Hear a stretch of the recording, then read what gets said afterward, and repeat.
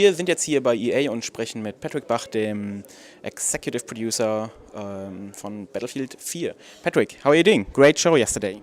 Thanks. Yeah, I'm good. I'm a bit tired, but I'm good. Yeah, probably you are because you have been partying a lot. The multiplayer gameplay you showed yesterday was amazing, especially the destruction of the skyscraper in Shanghai. How is this dynamical the structure of a whole town affecting the gameplay? Well, that's a big new thing for us, the whole concept that we call Levolution, which is all about creating a dynamic play field for everyone. So we want the players to be able to change the environment, not only with destruction but also big things like taking down the big skyscraper, and then small things like everything from metal detectors that beeps when someone goes through them so you can hear the enemy moving around. You have fire extinguishers that explode when you shoot at them, creating like a big cloud that you can hide in. So we want to create a lot of big and small things that actually evolves the map as you play it. And after the big skyscraper falls down, the whole environment gets dusty, changing the view distance for instance, pilots and helicopter pilots and players. So it actually changes the map in a very dramatic way from a strategic standpoint. There was actually a flag point on the rooftop or something like up there. How would this flag point change? Would it be shattered on the floor and you can still capture it? Yes, the flag actually moves down into the rubble of the collapsed building. So it creates a new point for players to take. So it actually changes the whole gameplay in a very dynamic way. Okay, but when we look at those dynamic destructions, is this kind of scripted, like the signal tower in Caspian border, or is it completely free to the players what they want to destruct? Well, it's the things that we decide that you can destroy will of course be up to you if you take it down or not. So the building, you have to actually take down a few points around the building to make it collapse. So it's 100% up to the players if they want to take the building down or not. But it's always a choice. You can take this one specific building down, or is it like you can flat the whole? No. You don't want to create. We still want a core design of the game, so we can, create something that is interesting for players. So we want to be able to, decide what you can destroy and not. This is one thing that you can destroy. Leveling the whole city. I don't know if that would help really.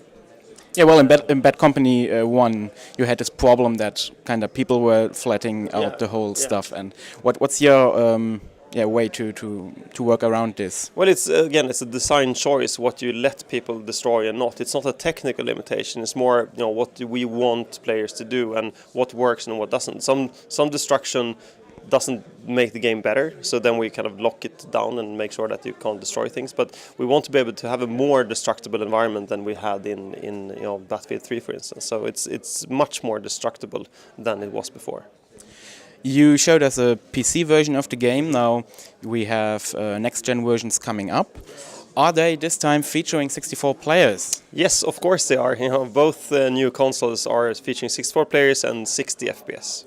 Great, and as well you will bring a 360 version and a PS3 version. How many players are they going to feature? We're staying at 24 for the current gen versions at 30 FPS because we don't want to move away from destruction and the vehicles and all those things. So we still have a lot of players, but not as many as you can have on the next gen and the PC.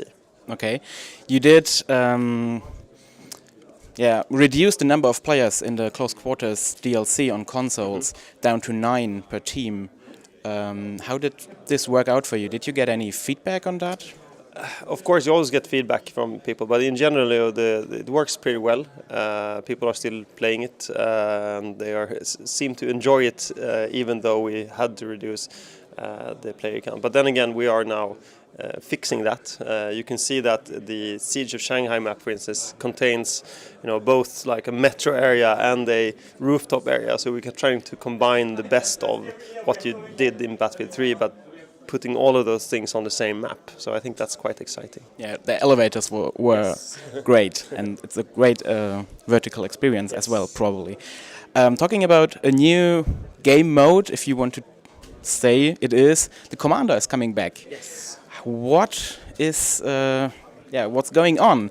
2 years ago I talked to you and you said that you don't need a commander anymore because the squad play would do as you like. Yeah. What has changed? It hasn't really changed. You can still do that on the ground, but what we tried to figure out was to have the commander not interfere, because in Battlefield 2, when you played commander, that something could interfere with the gameplay. People sometimes hated the commander because he didn't do his job, and you only had bad commanders, or you had a really good commander but a really bad team. So we actually redesigned the core of what we wanted the commander to be. So it's now more of a strategic layer on top of the game where you play commander versus commander. That's the game of the commander. You don't jump in and out as a commander. You choose to be a commander. But then below that, you're actually helping your team to win. So you still have those elements that we had in Battlefield 2. There's also a lot of new ways of interacting with the squad. For instance, we have a lot of focus on if the team does well, the commander gets benefits. So you have to take control points to get some of the features that the commander can then use. But then also trying to make sure that the commander cannot, destroy the gameplay for the people on the ground. So it's a big rehaul of the whole design to get it to work. And then also the time is now where we can actually do this on a tablet, which means that you could potentially lie home in bed and play against the people that are playing on the next-gen consoles, for instance, which is to us very appealing. And how do you want to encourage people to play as a commander? Because since it's a meta game on another step, how do you want to make sure that people really do that? I think it's a natural thing for a lot of people that they want to play more of a strategic game. The cool thing with Battlefield is that you don't have to be the fast-paced, gunslinger. You can be the strategic guy that only plays as a commander, and it's a completely different experience.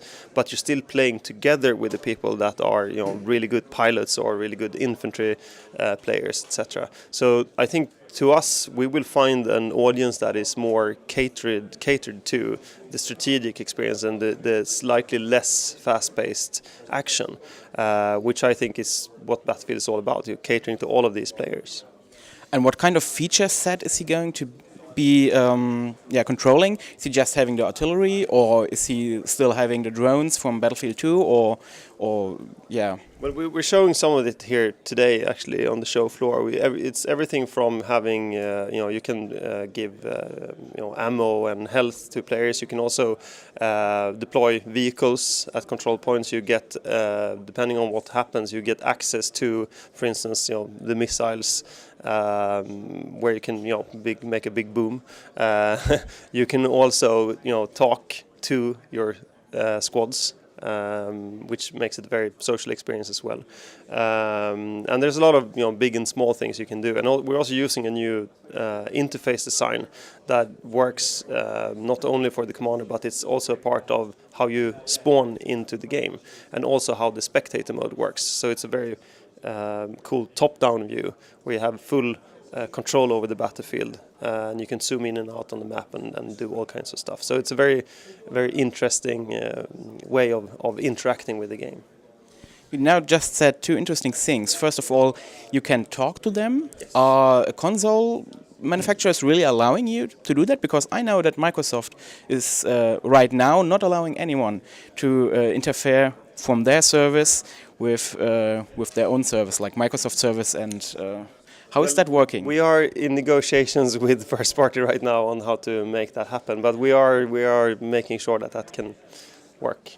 And you can also, and it's important that it's not only, you don't only play Commander from a tablet, you also play it, on your PC, for instance. So you can, or on the consoles, you can also play Commander on the consoles. Yeah, okay. And the second thing was the spectator mode. Yes. This is coming back too? Absolutely. We're showing it on the show floor. If you go to the live stream, it's actually being streamed from the spectator mode. And it's actually really cool because not only can you follow any player on the field, you can actually use the map interface to see all the action and just click at the player and see that player, and then go back and you can just click another player. You also have a third-person mode, so you can follow players around and you can see what gear they have and what guns they have. We also have a free look mode, where you can not only fly around and look at stuff, but you can also place cameras. So you can actually create your own little TV studio and do a setup and then create movies and use the share functionalities on the next-gen consoles to do this. That really sounds like you are pushing again into the competitive e-gaming. Well, I think competitive gaming is one aspect of this, but it's also the people that just want to create cool movies. We see that today with Battlefield 3, that people are extremely creative on creating movies which shows different types of actions and small short films about Battlefield. So I think the spectate mode caters for both those players that just want to have fun and look around and create movies, but also for the more competitive gaming where you can actually monitor games. Talking about the PC version, how is the PC version going to be different from the console version? Like right now, the PC version always looks better. Yeah. Which technical benefits does the PC still have compared to the new next-gen consoles? Well, in general, the PC is evolving. Every month you see new hardware coming out. So we will make sure that we have a very high bar. So we don't want the game to kind of have any limits. So we're trying to make the game as flexible as possible when it comes to hardware specifications. No specific details about graphic and tech porn yet?